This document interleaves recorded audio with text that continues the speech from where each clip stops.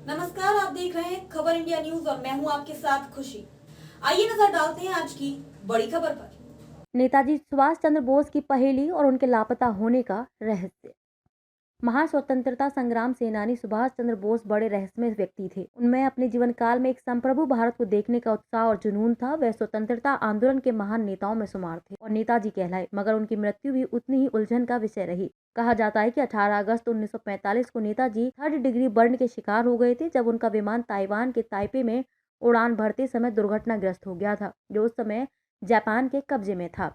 रात 9 से 10 बजे के बीच निधन से पहले बोस कोमा में चले गए थे। आज उनकी जयंती है। द्वितीय विश्व युद्ध में इंपीरियल जापानी सेना के पायलट, सह पायलट और लेफ्टिनेंट जनरल सुनामासा सिदेई ने दावा किया कि जापान के आधिकारिक आत्मसमर्पण के तुरंत बाद उनका विमान दुर्घटनाग्रस्त हो गया। सिदेई और बोस डेरेन के रास्ते में थे, जहां बोस को यूएसएसआर के वार्ताकारों के साथ राजनीतिक शरण के बारे में बात करनी थी और भारतीय स्वतंत्रता के लिए संघर्ष जारी रखने के लिए आजाद हिंद फौज आईएनए का नियंत्रण सोवियत संघ को सौंपना था। सिदेई को बोस के लिए मुख्य वार्ताकार के रूप में काम करना था। घायल या मृत बोस की कोई तस्वीर नहीं ली गई और न ही मृत्यु प्रमाण पत्र जारी किया गया। इन्हीं वजहों से आईएनए ने यह मानने से इनकार कर दिया कि उनका निधन हो गया। बोस के कई समर्थकों ने उनके निधन के समाचार और परिस्थितियों दोनों पर विश्वास करने से इनकार कर दिया। इसे साजिश बताते हुए कहा गया कि बोस के निधन के कुछ घंटों के भीतर कोई विमान दुर्घटना नहीं हुई थी।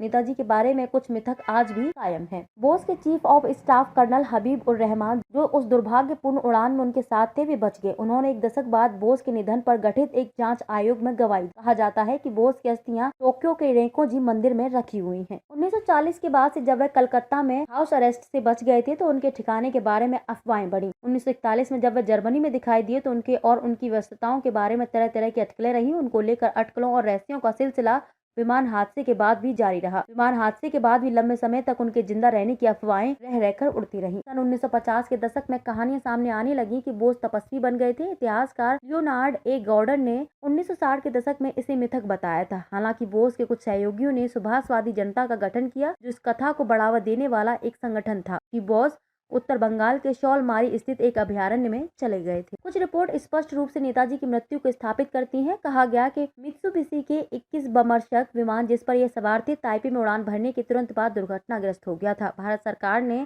अब तक नेताजी की मृत्यु, लापता होने की 3 जांच करवाई हैं। केवल पहले 2 ने निष्कर्ष निकाला कि 18 अगस्त 1945 को उनका विमान दुर्घटनाग्रस्त होने के बाद ताइहोकू के एक सैन्य अस्पताल में उनकी मृत्यु हो गई और यह भी टोक्यो में रेंकोजी मंदिर में नश्वर अवशेष उनके हैं। वे इस प्रकार है।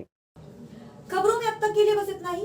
फिर होगी आपसे मुलाकात ऐसी ही एक और बड़ी खबर के साथ। तब तक के लिए नमस्कार और देखते रहिए खबर इंडिया।